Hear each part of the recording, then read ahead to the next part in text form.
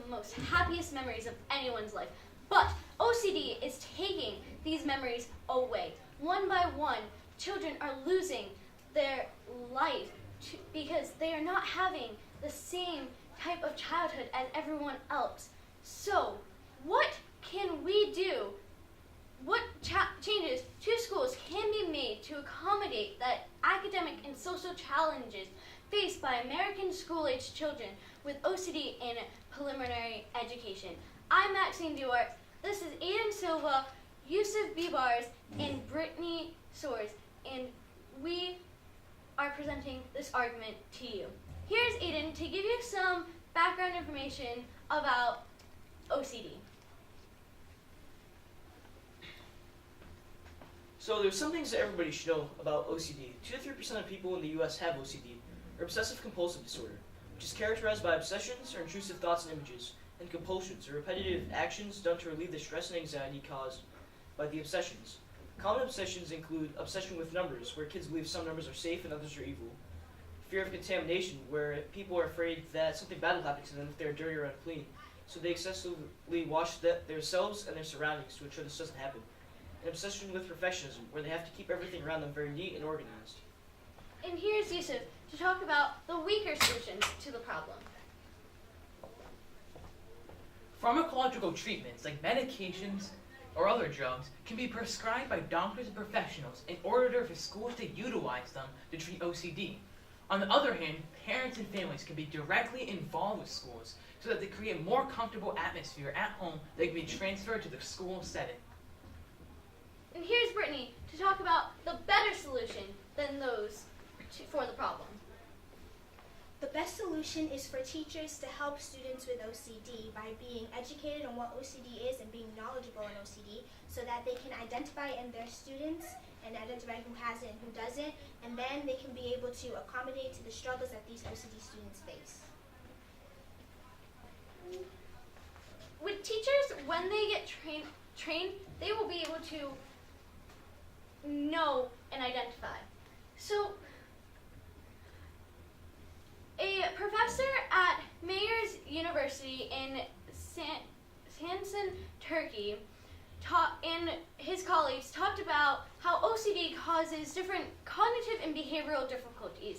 And a different professor and their colleagues at a medical school in Frankfurt, Germany, talk about how the symptoms seem to worsen as these children grow up. And when they're in primary education, they have a higher academic failure, which is not morally okay for them to go through. They should not be going through this pain and have these difficulties that normal children do not.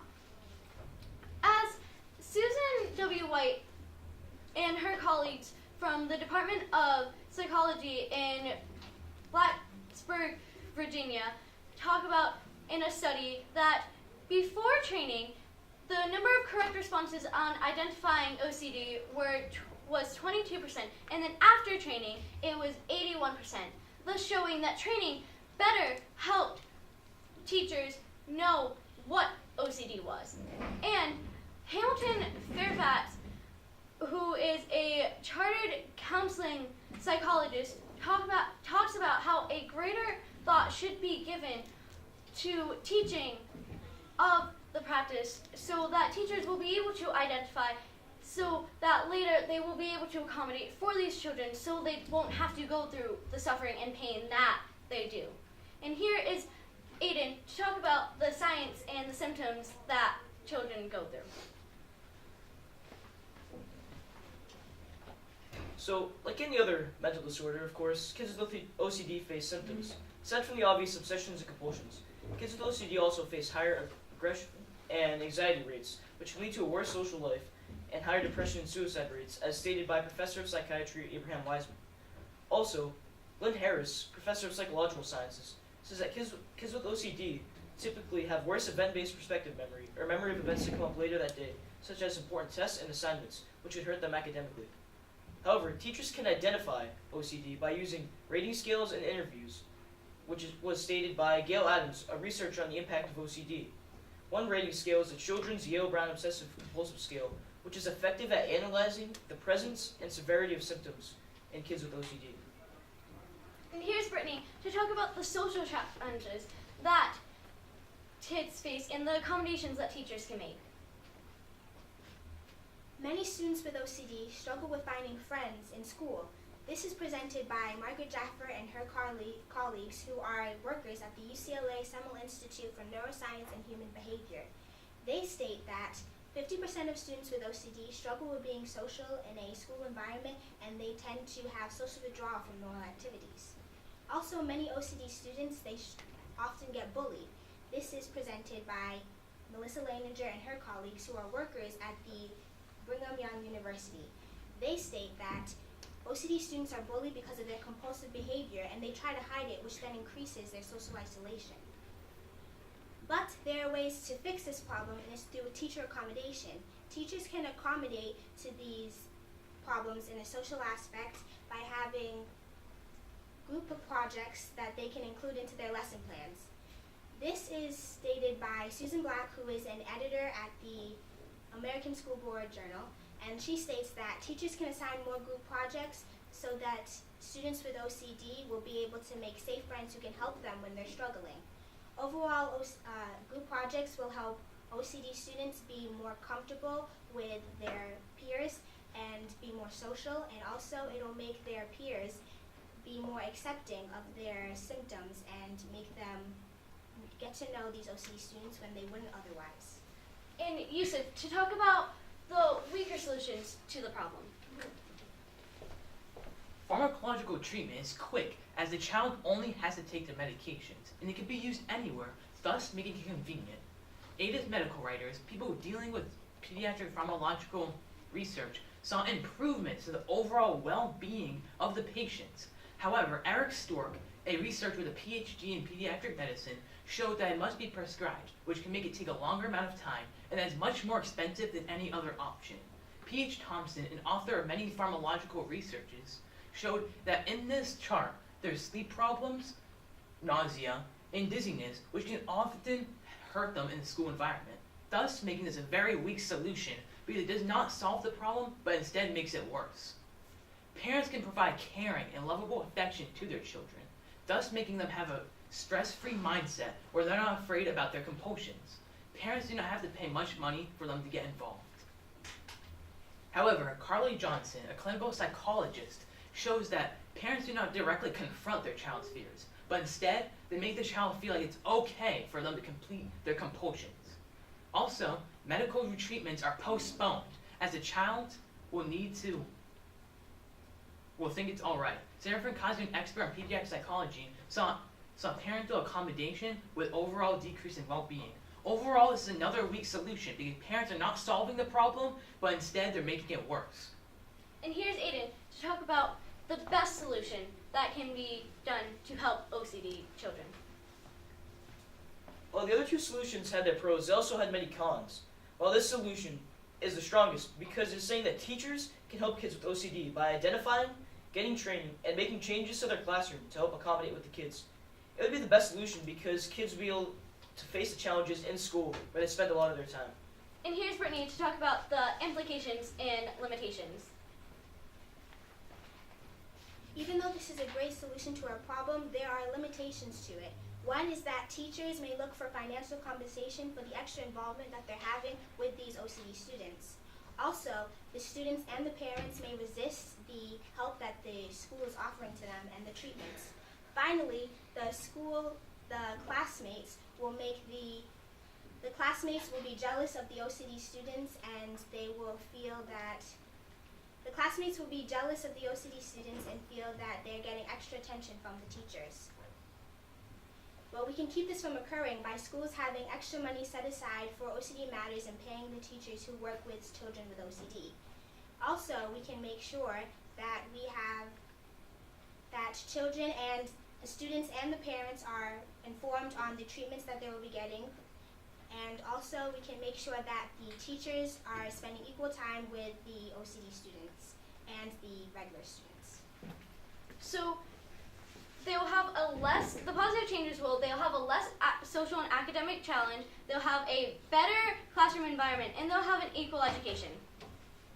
So stop and look at the overall picture that that is presented to us. Students are faced with difficulties in their classroom environment that when they have a lack of education, which overall will make them, when they grow up as adults, that they'll have a less likely opportunity to pursue an actual career, the path that they wanted, and they will have less opportunities on the amount of jobs that they can have.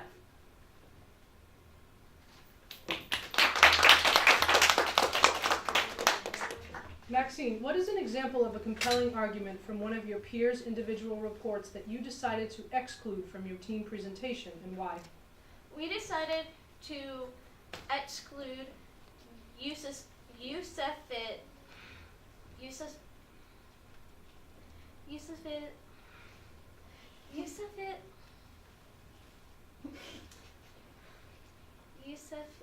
Yusuf's argument because he had great evidence about the future and how this will affect their future and the different challenges that they'll face. But we did not find that it would be beneficial to put into our argument because the social and challenges that Brittany brought up and the science behind OCD were more important to show into our argument about how OCD is affecting the children in today's society. Thank you. Aiden, what was the strongest counter-argument to the solution or conclusion your team identified, and why? Strongest counter-argument to the solution was probably pharmacological treatment because it was quick and effective and, as Yusuf said earlier in the presentation, convenient. But as a group, we discussed the many possible side effects of it so that could be very detrimental to the student's life. And we decided that it wouldn't be a very good idea because schools could also not help out a lot in because they can obviously not prescribe the medication to them, and it wouldn't work very well. Thank you. Yusuf, how did the group decide to include Aiden's perspective, lens, and conclusions into the overall presentation? After extensive conversation from that group, and having many conversations with Aiden himself, we decided to include Aiden's scientific lens into the overall argument to give the background information and the symptoms of OCD, which can directly relate to the depression and aggression rates as he's shown in the presentation.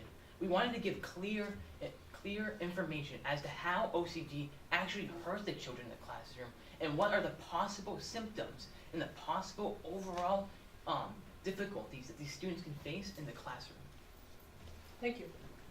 Brittany, describe how the content of the team presentation was changed as a result of group discussion.